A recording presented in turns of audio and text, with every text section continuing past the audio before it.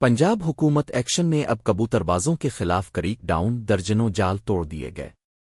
حکومت نے غیر قانونی کبوتربازی کے خلاف بڑا کریک ڈاؤن کرتے ہوئے مختلف علاقوں میں چھاپے مارے اور درجنوں جال ضبط کر لیے۔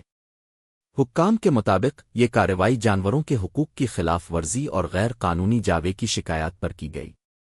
محکمہ وائلڈ لائف اور مقامی پولیس کی مشترکہ کارروائی میں درجنوں شوقین کبوتربازوں کے ٹھکانوں پر چھاپے مارے گئے، جہاں سے نایاب نسل کے کبوتر برآمد کیے گئے۔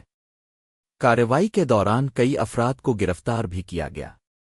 ایک مقامی افسر کے مطابق یہ کارروائیاں عوام کی شکایات اور غیر قانونی سرگرمیوں کے خاتمے کے لیے کی جا رہی ہیں۔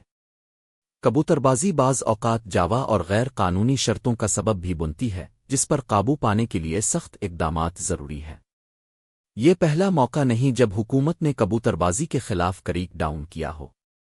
ماضی میں بھی ایسی کارروائیاں کی جاتی رہی ہیں۔